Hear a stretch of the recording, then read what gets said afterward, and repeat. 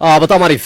ወደ ቀጣዩ ጉዳያችን ስናመራ ጋርዲዮላና ዋይን ሮኒ ተያይዟል። ግርምዬ ጋርዲዮላና ዋይን ሮኒ ምን ተባባሉ ደግሞ? ጋርዲዮላና ዋይን ሮኒ ተያይዟል። የሁለቱ የጋርዲዮላና የዋይን ሮኒ ግጭት ያው ሚዲያ ላይ በስፋት የመገናኛ ብዙሃኖችም ትኩረት የሳበው ነው። አርሰናል በማንቸስተር ሲቲ ኢታር ስቴዲየም ላይ በተሸነፈበት ጨዋታ ላይ የጨዋታ ተንታኞች መካከል አንዱ የነበረው ዋይን ሮኒ አንድ አስተያየት ሰጠ። እሺ አስተያየቱ ምን ይላል? አርሰናል አሁንም ዋንጫውን ይወስዳል። ያሉት ቀሪ ፊክስቸሮች ቀላል ናቸው። በዛ ላይ ቡድኑ ጠንካራ ቡድን ነው የሚል ሐሳቡን ካስቀመጠ በኋላ የማንቸስተር ሲቲ ተጫዋቾች ስነ ልቦና በፍጹም አልተመቸኝም ማለት። ምክንያቱም አርሰናልን አሸነፍን ብለው ያዙ ልቀቁ ሲሉ ነበረ።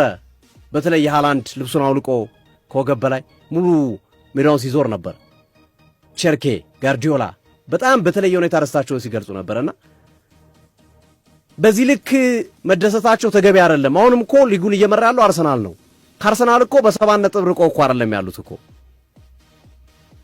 እኔ እንደዚህ አይነት ስነ ልቦና በሲቲ ቡድን ተመልክቼ አላቅም በሚል የሲቲ ተጫዋቾችንና የጋርዲዮላን የደስታ አገላለጽ በደንብ አድርጎ ተሽቷቸው ነበረ ዋይን ሮኒ እና ለዛ ነው መልስ የሰጡት ትናንት አሰልጣኝ ፔፕ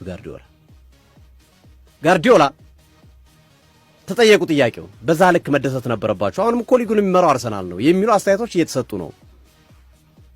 ትንሽ መርገብ የለባችሁም ወይ? ኦፍ ኮርስ አሸንፋችኋል፣ ደስታ ይኖራል። ግን በዛ ልክ ልብስ አውልቆ በቃ ልክ ዋንጫ የበላ አይነት ስሜት ውስጥ ገብቶ እንደዛ ማድረጉ አይጎዳችሁም ወይ ብሎ ጋዜጠኛው ጠየቀው። ፔፕ ጋርዲዮላ ሲመልስ አይቻለሁ፣ እንደዚህ አይነት ነገሮችን አይቻለሁ፣ አንድ የሰጡትንም አስተያየት አይቻለሁ፣ የተወሰኑ የሰጡትን ሰዎችንም አይቻቸዋለሁ አለ ጋርዲዮላ። እስኪ አንድ ነገር ልንገራችሁ አለ። ከሁለት ሳምንት በፊት አርሰናል በ9 ነጥብ ልዩነት ይመራን ነበረ።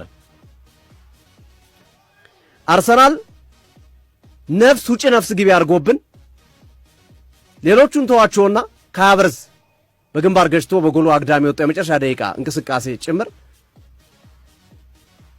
ነፍስ ባፍ እንድትወጣ ልብን የመደገፍ ያህል ስሜት ይዞ ኳሱ እንድትመለከት ያደረገ ነው። አርቴታ መሬት ላይ የወደቀበት እኮ እና ልክ ሲያልቅ እፎይታ ነው የሰጠን ጨዋታው። እኛ ስለ ዋንጫው አይደለም የሚያስብነው አሉ። እኛ ስለ እፎይታ ነው ይህንን ጨዋታው ማሸነፋችን እፎያል። ምክንያቱም በጣም ከባድ ጨዋታ ነበር። አርሰናልን አትናቁት እንጂ ነው ያለው ጋርዲዮላ። የሊጉ መሪ እኮ ነው፣ የሻምፒዮንስ ሊጉ መሪ እኮ ነው። ይህንን ቡድን ማሸነፍ ያላስደሰተ የትኛውን ቡድን ማሸነፍ ነው የሚያስደስተ?